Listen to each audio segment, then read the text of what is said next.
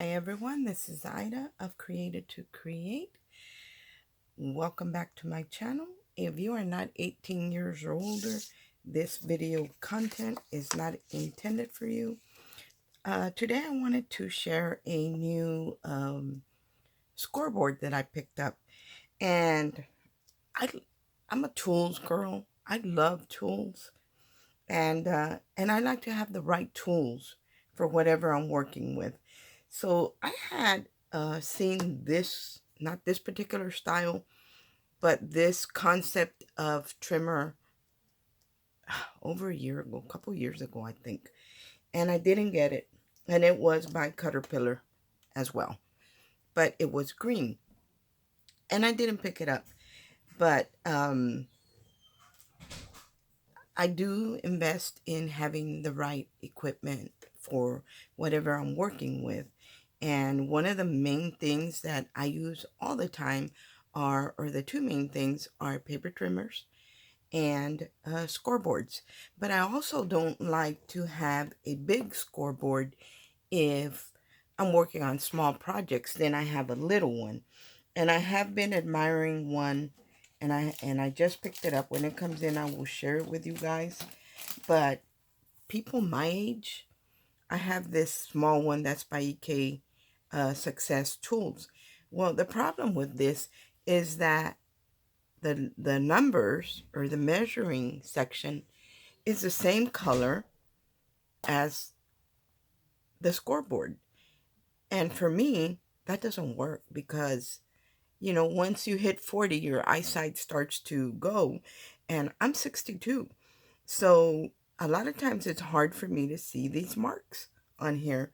So I do try to find tools that will work for a person that has eye problems or is older and nature just, nature takes its course. There's some things that we can't win, like gray hair. That's fighting a losing battle, guys. And the eyesight. Well, so I saw this um, paper trimmer, and me and my friend Carolyn, we were discussing, and I'm wanting to say Carolyn brought it back into my memory. But I had seen it a while back, and so I decided to pick this one up. This is the newest one, and the reason I picked it up because it's white and transparent. So you have white lines and clear. The channels are clear in this cutting board. In this scoreboard. Also, the markings are black. So the contrast between white and black is very, it's so far apart in the color wheel, or to me, that it just stands out. And I can see clearly the markings for measuring. Another thing that I liked about this scoreboard, now I have been using, I'll share with you what I use to score. I use a small ball tool to score. I've been using these for a couple years now. And this is what I use on my scoreboard. I don't even use the tools that come with it anymore because I feel like this does a better job. So I have been doing that for a long time. But I just got this in with my haul that I shared with you guys the other day. And I had this in front of my feet on the bottom because it was a big box. And I forgot to share it with y'all. So I want to share it today. And I'm just going to take a piece of paper. It's not even, just a scrap, because I want to show you how it works. So with this paper, it does have, normally our score tools, we use them like this, and our measurements are up here, right? Well, this one is made to be used on the side. So the storage section is going to be to the side. And it does have where you open this up. It's got a little tray, and it has your scoring tool that has a ball. Let me take it out. It has a ball tool at one end, and then it has like a channel in between this metal piece. It has a channel. So I'm sticking my nail in there so you can see. I finally grew nails, you guys. So it's a channel there that you can slide something through. And then it also comes with this tool right here. And let me see if I can take it out. And this tool is for scoring. Now you have to be careful with this when you pull it out, because right here it slides into a hole right there. So it's, you can see the red mark that it has. I'm sliding it in and out. And if you were to force it and pull it out, you could possibly break that.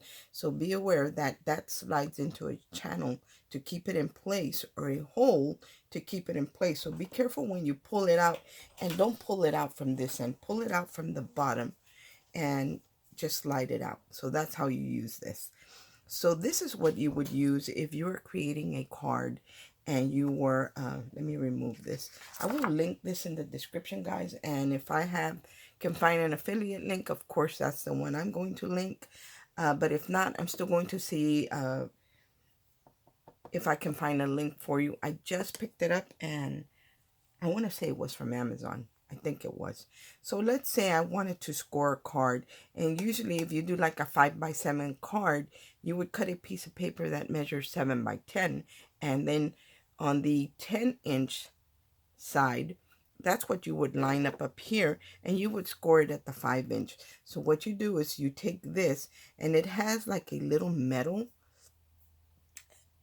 It's not a blade because it's not sharp, but it's got a metal strip there. And that fits onto your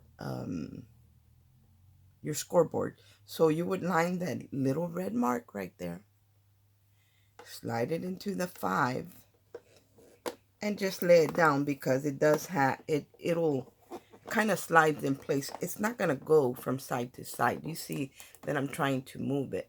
You know, it's not going to slide. It doesn't slide. It stays there. And then you will get your piece of paper. So I'm just using a scrap. And I already had a score mark on here, but it's just a scrap. So we're just using it for demonstration purposes. So I would not take this and slide it. If I was creating a card, I would want a really nice crease. I would not do this. I wouldn't use this to score it. Even though this would probably do a good job, I wouldn't use that. And it did a pretty good job. I wouldn't use that. If I was creating a card, I would actually, let me see. I would line it up at the end right here. And it does have like a little mountain there. So it does sit on top of this piece. But I would line up at the 5-inch. And I would take the other end of my scoring tool, the one that has the channel. I would slide it into the 5, and I would just score down. And what happens is that it's pushing the paper onto this little bar that's here. So it's displacing the fibers where you can get a really good crease. I'm not even sure if I did it. I probably didn't even press it enough because I can hardly see it. So I'm going to slide it back into the 5, and then I'm going to just crease my paper there. See how you can see the ridge now? I hope you can see the ridge. There's a ridge there. When I originally did it, I didn't do it firm enough. So it gives you a little ridge right there. And then you can fold it, and you get a crisp score line. So this is one of the reasons that I purchased it. And I mean, look at how clean that looks. So I like that, but I think that this is just as clean as well. And then this tool was made for, let me try it again. I'm just going to move it a little bit more. You got to, you know, get used to this. You put it into the 5, press down, and you see that little ridge. If you have that little ridge, you're doing it right. So it is going to take a little getting used to for me, because I'm used to that. I just put it here and I go like this, and that's it. You know, I've done that forever.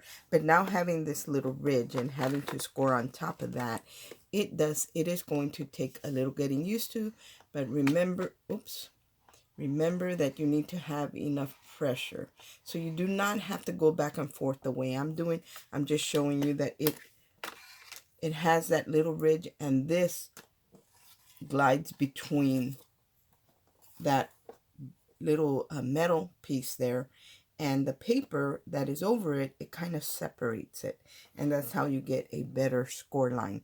So that's why I bought this. I haven't even used it yet, you guys. I'm just using it right now with you, and I'm thinking I'm going to like this because I always did notice that sometimes the score lines weren't even, or some papers would crack. And I did see a video by Lolly Palooza where she demonstrated this on papers, and I personally don't keep track of what paper scores well or what doesn't, but she did. And she used a paper that, and she shared it where she scored it, and it cracked on the crease. But when she did it on this one, even though it was a very fragile paper that didn't score well or fold well, when she did it on this, it did look a lot cleaner. So she was able to score it on this tool and get a really clean, crisp score line. So that's the reason that I picked this up. Another reason that I picked this up, and this does snap back into place, and this one does not snap, so you can just, you know, pick it up and move it and put it back in place. But remember, you have to slide it. You want to slide it into that little opening, and then when you get to far enough, then you can snap it in place. So it does snap in place, and then you close the lid. So this for me is going to take a little getting used to. Now, another feature that this has, and you know, I was sitting here thinking, that I needed to do a video and share with y'all this scoreboard. And I was sitting here thinking, you know, a lot of times people will draw a line somewhere because sometimes you need to get a score line at one side of the paper, then you got to leave the center, especially when you're making those fancy fold cards or step cards, and then you got to score down here an inch in, but you don't score the middle. Well, I was thinking about that, and no, I wasn't thinking about, well, yeah, I was kind of thinking about the scoreboard, but I was sitting there thinking, and all of a sudden the Lord gave me an idea or a thought. And the thought for me was that, let's say that I need to score this 1 inch in, and then I got to score 1 inch out. The problem is there's no measurements here for you to go in. There are not any measurements at the bottom. If somebody was really, really smart, you guys, you people that create craft supplies, if a scoreboard had another ruler at the bottom, that would really help the crafters. But this is what the Lord gave me. And it was so easy. I don't even know why I never thought about that. But when I was sitting there thinking, I said, well, just put a ruler in there. And then you know where your mark needs to be. If you just put a ruler in there. So if I needed to score in an inch from here at the 7 mark, I would just score in however much I needed, because you have your ruler over here. But let's say down here, how can I tell which is the correct line? How can I tell which one is the correct line if I don't at least put a small indentation to my paper? I can't. But by using a ruler, by using the ruler up against the edge, I know that right here is the correct line. And I'm going to show you, because instead of scoring down, I'm going to score up. And I know that's not the way we're supposed to do it, but it should line up with the 7. There it is, guys. It lined up with the 7. So just use your ruler. Now my ruler, when I put it in here, it actually, the 7 ends up on the raised area, but I had already paid attention because I checked the 12 over here, and I noticed that the ruler was covering the little well, I'm going to call it a well, or the groove, where the 12-inch mark was. So I knew that I just needed to move 1 up, and that would be the channel, that would be 7. So just kind of use your ruler and see how your ruler lands at the 12, and you'll know exactly where you need to score. But God is good, you guys. God is so good, because I have struggled with this for a very long time. And then I'm sitting there thinking about this, and just the thought, use a ruler. You can slide your ruler wherever you need it, whether my paper is longer or shorter. And I don't have to put any marks on my tools because, like I said, I know I've seen people, and I always wondered why, and until I started really doing paper crafting. I haven't always done paper crafting. When I started doing paper crafting, I always wondered why some people had a mark with a black marker on their tool. Well, that was if they needed to make a mark, like from the bottom up only to a certain point, they would be able to line up with the same score line. And that's why. But now you don't have to mark your tools. Just use a ruler, and hopefully we'll get Tim Holtz or Sizzix or Spellbinders or Alt New or Simon Says. There's a number of companies out there. Hopefully they'll come up with something that has not only the measurements on top, but the measurements on the bottom. Now, another feature to this scoreboard is that it has transparent lines. Now, if you have a light, I have a light box or pad. This is my light pad. So I'm going to plug it up, and I'm going to show you, and I use this for diamond, I like to do the diamond paintings, the diamond dots, and hopefully this will turn on. I don't even know where the turn on, oh, there it is. I don't use it that often, you guys, as you can tell, because I didn't even know where it turns on. You can actually get this scoreboard, put it on top of a light box, and let me see if I can turn it on. Let me see if I'm, okay. So when I turn it on, you can see, let me remove this. You can see the lines, the clear ones and the solid ones. But unless you have one that has a grid or grids on it, the light, that still wouldn't help you when you're trying to make a line going up, because you wouldn't really be able to tell between this groove and this groove and this groove, which is the 7 mark. You would be close, but not exact sometimes. Sometimes you would get it and sometimes you wouldn't. And let's face it, you guys, I don't like to waste paper. Paper is expensive, and we buy good quality paper. So again, even though you have a light, unless it has a grid and it's got measurements down here, that wouldn't help you. But by using your ruler, then you're able to be able to hit the same mark at the top and at the bottom, no matter how wide your paper is. I hope that this was helpful. This is just a quick video on the thought that the Lord gave me to make art crafting easier, because like I said, I am a tools girl, so I always look for an easier way to do things. And that, to me, better than putting a mark, unless it was something that I bought that already had the mark, that it was like that.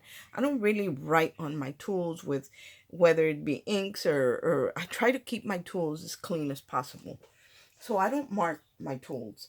But by using that ruler or a ruler, you don't have to mark your tools. So if you're using white paper, you don't have to worry that maybe it's going to get a black stain or whatever, or a black spot on the back of your paper because you used a permanent marker that is supposed to be permanent. But sometimes that color does transfer. To be honest, it does.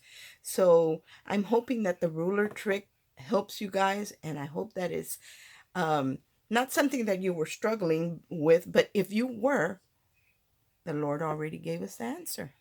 Thanks for watching. I hope everyone's having a great day. Remember, I will link this in the description box below, and it does crease better, but it is going to take some getting used to.